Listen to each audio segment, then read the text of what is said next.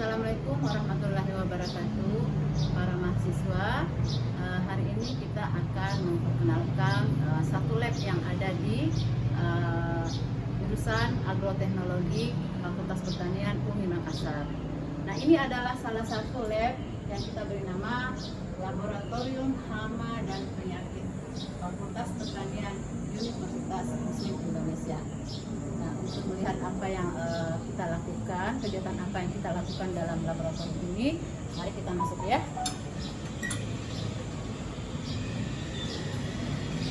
Ya, saat ini kita sudah berada di dalam ruangan Laboratorium Hama dan Penyakit Tanaman.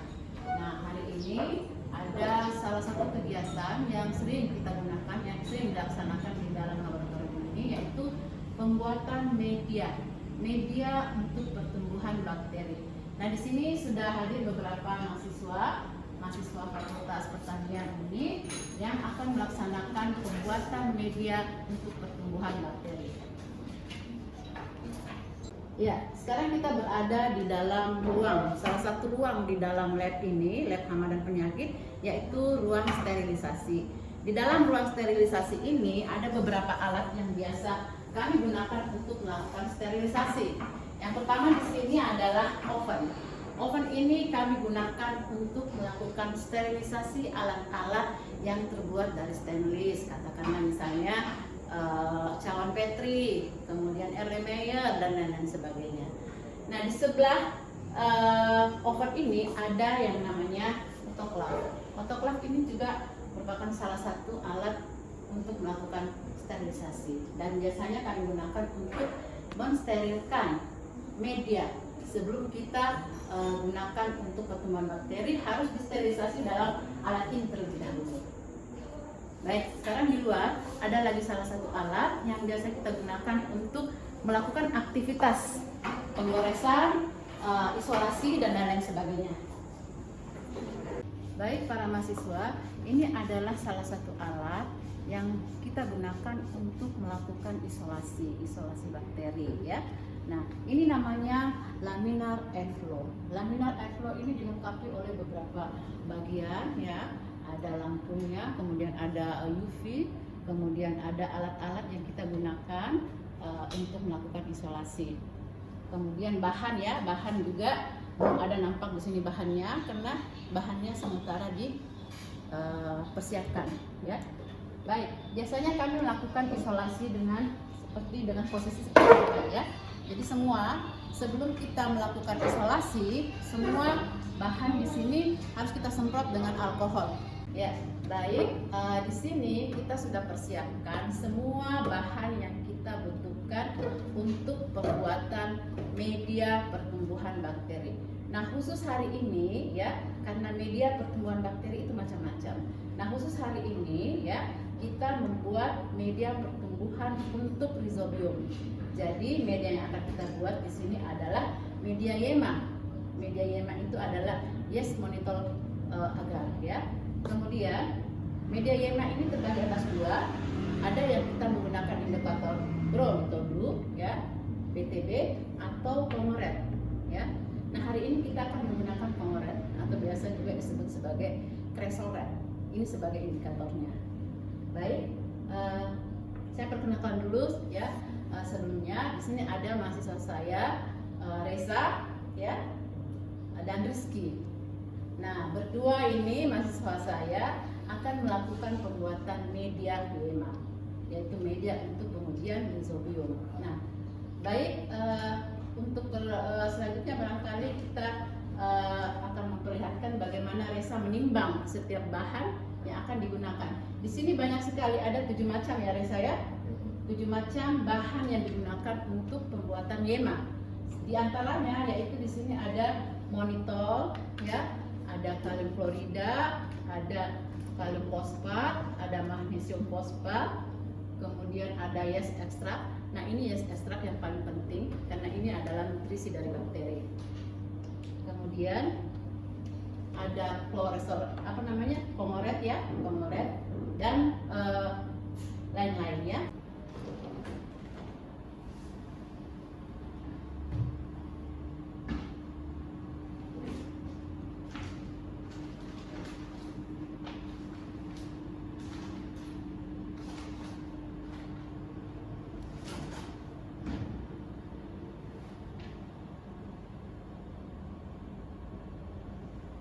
Ya, sekarang kita lakukan penimbangan. Ini adalah proses penimbangan bahan-bahan, semua bahan yang akan kita gunakan untuk pembuatan media YEMA.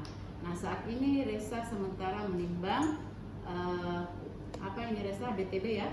Maaf, ini adalah tracer rate ya, indikator untuk disodium. Baik, coba nak tolong diangkat ini ke sini yang sudah selesai pas 0,1 ya. Jadi untuk khusus untuk indikator komoret itu banyaknya sekitar 0,1 gram.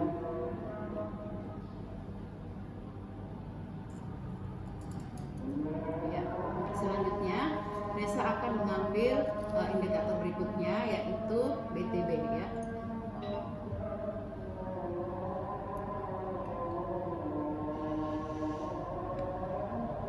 Selanjutnya adalah mencampur semua bahan di dalam air steril. Nah, ini air steril sebanyak 250 ml. Ini sudah dituang oleh Rizky ya, dari sini ya. Ini air steril yang sudah disterilkan di autoclave.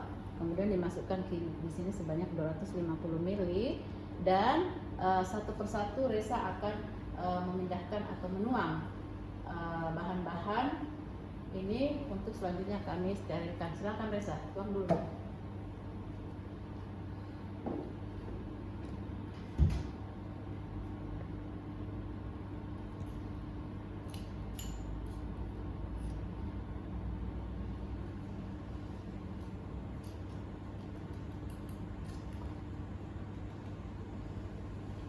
yang barusan dituang oleh Resa itu adalah magneum sulfatnya.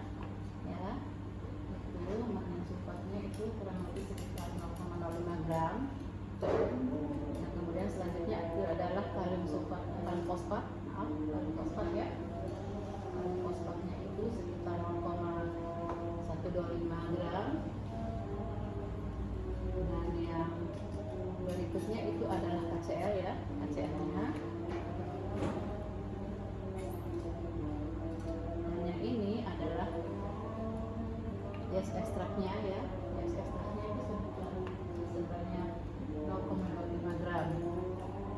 Yeast ekstrak ini adalah nutrisi yang dibutuhkan oleh bakteri dalam aktivitasnya.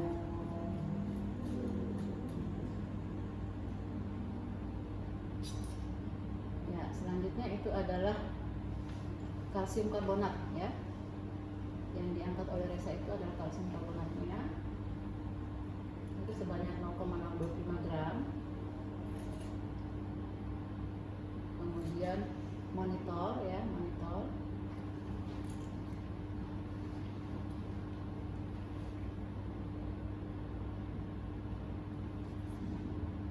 Dibantu Rizky, dibantu. Ya. Ini adalah monitornya ya.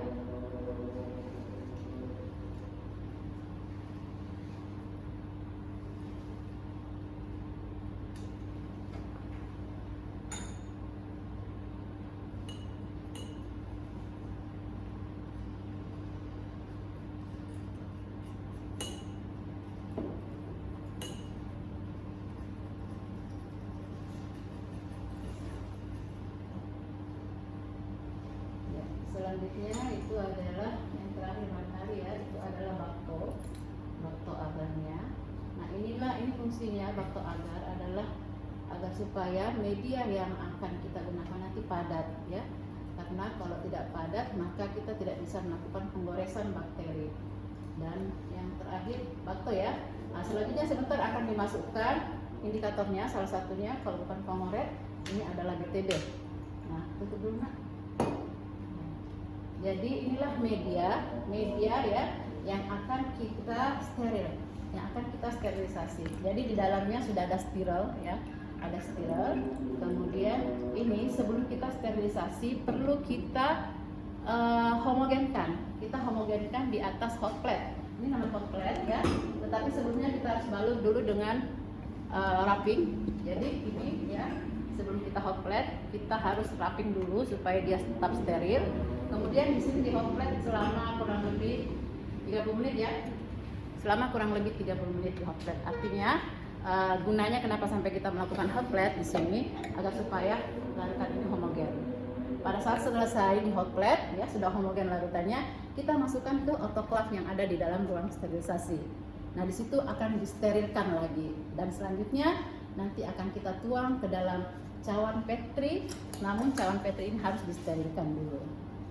Ya, demikian hari ini untuk proses pembuatan media YEMA ya. Jadi ini adalah proses penimbangannya.